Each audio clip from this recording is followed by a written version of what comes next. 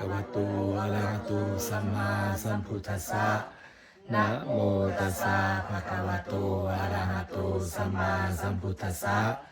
นะโมตัสสะภะคะวะโตอะระหะโตสัมมาสัมพุทธัสสะอิมานิ อิมานิ มายังพันเต มายังพันเต จตุปัจจยานิ จตุปัตตยานิ สัพปริวารานิ สัพปริวารานิ เจวะ เทวะ อิทธะอเนตวา จิทะอนิตวา สังคัสสะ สังคัสสะ โอโนสยามะ โอโนสยามะ สาธุโนพันเต สาธุโนพันเต สังโฆ สังโฆ อิมานิ อิมานิ จตุปัจจยานิ จตุปัตตยานิ สัพปริวารานิ สัพปริวารานิ เจวะ เทวะ ปฏิกันหาตุ ปฏิกันหาตุ อัมหากันเจวะ กัมหากันเจวะ คู่นุปากาลานัง คูนุปการานัง สัพพสัตตานัง สัพพสัตตานัง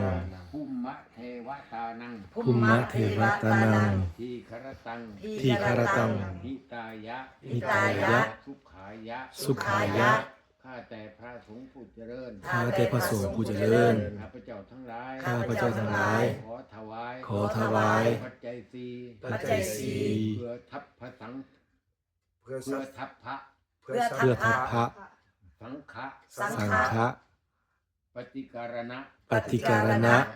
ของสงฆ์ ของสงฆ์ ขอพระสงฆ์ ขอพระสงฆ์ จงรับปัจจัยสี่ จงรับปัจจัยสี่ เพื่อประโยชน์ เพื่อประโยชน์ แก่ความสุข แก่ความสุข แก่ข้าพระเจ้าทั้งหลาย แก่ข้าพเจ้าทั้งหลาย ปัจจุบันศาสตร์นี้ ในปัจจุบันศาสตร์นี้ ประการหนึ่ง อีกประการหนึ่ง อุทิศส่วนกุศล ของอุทิศส่วนกุศล แก่บรรพชน แก่บรรพชน พระบุรุษ บรรพบุรุษ เจ้าที่เจ้าฐาน เจ้าที่เจ้าทาน บ้านเจ้าเฮือน เจ้าบ้านเจ้าเฮือน ภูมิมะเทวดา ภูมิเทวดา เทหะเทวดา เทหะเทวดา สุขาเทวดา สุขาเทวดา มเหสักขาเทวดาม หิสักขาเทวดา จงได้อนุโมทนา จงได้อนุโมทนา สาธุการ สาธุการ รับส่วนกุศล รับส่วนกุศล บุญอันเป็นทิพย์ ของบุญอันเป็นทิพย์ ในภพของตน ในภพของตน ทุกคน ทุกคน ทุกตน ทุกตน ทุกตัวสัตว์ ทุกตัวสัตว์ นั่นเถิด นั่นเถิดสาธุ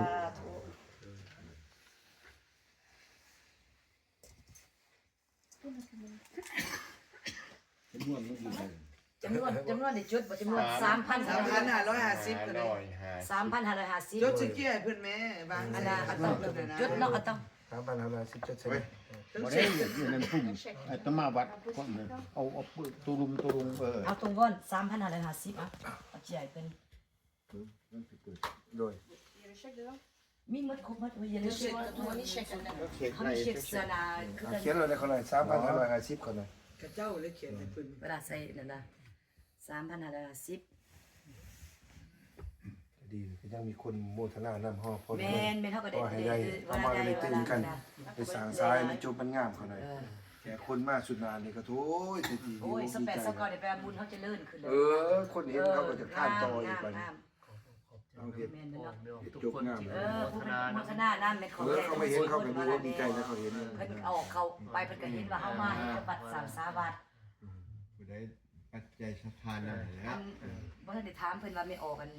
ดอนเอามาให้เท่าไหร่มื้อวานนี่ไม่ออกดอนเอามาให้จัก100มื้อนึง บ่ได้ อ้าวเพิ่นว่าเพิ่นมาวัดเพิ่นบอกนำเขาหน่อย มาวัดเนี่ยก็บ่ได้มาให้อาตมายังได้ อ้าวมันบอกนำเขาหน่อยว่าเอามาให้100ปลายคือกันเท่าไหร่ 170 เอาก็ตัวนี้ได้170นี่แหละก็สมเข้าไปนำ170พอคันได้ต้องเก็บตัวนี้มัน170สมเข้าไปอีกขนาด เพื่อนมาหรือว่าคนในบ้านนี่ น้ำมัน มาแล้วพอเพิ่นบอกนำเฮานี่170เนาะ ตื่นกันเลยตื่นเขาไปเลยกันเลย อาจารย์ก็สมเข้าไปเลยไปดิเป็นตัวนี้แหละตัวเมื่อนี่แหละ อาจารย์ก็ซื้อบุ้งเลยเขาเลย เพราะว่าอันเขาบอกพอแล้วเขาบอกว่ามามอบให้อาจารย์โลดสม170กับไปกับพอดีได้3,000ก็เลยจะดีเลยเลยนะ เออก็เลยวัดรุ่งให้เนาะ ทั้งหมดเท่าไหร่3,000เท่าไหร่ 3,500 50สม170กันได้บัดนี้ สมร้อย สมัย70พอค่อนกันไม่ออกดอนมาส่งมา จะไปเก็บน้ำหมูคือกันไปเก็บน้ำ 3,700สาว ตรงนี้ฟันมันก็มีมิดคือ ครั กับ นนี่ บวก170 170 เป็น3,700สาวก็ได้ เด็กกันได้หลายเลย เงิน2-3,000บ่เป็น เขา ทาง ยัง ยังไง ถ่ายธรรมดาเขาเก็บอยู่บ่วิญญาณอีกเขาผูกเขาสิให้ห้องหลัง ครับ ฮอดไฟนี่มันหุงอยู่ป่ะ บ่ใส่แล้ว เป็นยังบ่มาแปลกให้เพิ่นน่ะ แล้วก็คือกับทาสีขาวใหม่ โดย 3,720กันเลย เวลา3,703 และคันชาเขาคิดเนี่ยเฮากับบ่ยุทธ์ดอกคันคุณสิมาขอเพว่าโอ้ช่างนี่เด้อขอ แล้วตัวเย็นทาสีขาว คนสิมาเนี่ย เป็นหยัง บ่เขาต้องคันจะสิแพ้คนจะต้องมีผู้ค้ามาจะสิเฮ็ดหยังบ่เป็นแพ้ซองไว้ซุ่ง บ่แล้วฮะนี่ได้สร้างนี่แล้ว บุญซับเก่าซับ8ซับเก่านี่จะต้องว่าจะต้องแพ้เฮ็ดหยังก่อน นี่แล้วเฮ็ดอันนี้แล้วสลาดตึงกันนี่ อันนี้มันแล้วเลยเด้จะสิไปแพ้ได้อีกนอกจากแพ้บ่ถึงจะว่าบ่ถึง มันเงินบ่พอ บ่ สิทาสีดิ เขาแพ้นี่เห็นบ่เขาแพ้ปีใหม่แล้วล่ะเขาได้2,000ปลายเขาแพ้ได้เพราะว่าปากเขาฮู้จักวิธีเว้าแต่ว่าซับเก่านี่คันสิแพ้นี่ต้องบอกข่อย สิสร้างสิแปลงห้องน้ำให้เพิ่น เพราะว่าซับเก่านี่คนหลายมันเด็ก เอ น้ อ อย เขาสิแปลงห้องน้ำ ทำไมต้นแบบ แปล นี้ งห้องน้ หัวใจที่แพ้จาก ได้ฝากฟังเป็นน้อย ศรัทธาชาวพุทธทั่วไปมีจำนวน3,703 โดยแล้วโดยสา ธุ ธุ สา สาธุ มา สา ใส่ ธุ ได้กระสุมกันตัว1,300 ตุ้มบ่ละครับมอบให้เพิ่น ำแม่เขาบอกเพิ่นได้ หมอบไปแล้วบ่ต้องไล่เนาะจะหมอบจะบ่ต้องไล่ โดย ยะถาวาริวหาปุราปริปุเรนติสาครังเอวะเมวะอิโตดินนังเปตานังอุปกัปปติอิชิตังปะทิตังตุมังคิปะเมวะเตมจตุสัพเพปุเรนโตสังกปปาจันโดปนะระโสยถามณิโชติระโสยถา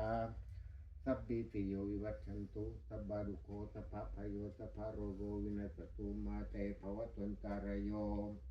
สุขีดีคาโยโกภวะอภิวาดนาสีลิสะนิจังวุธาปจายโน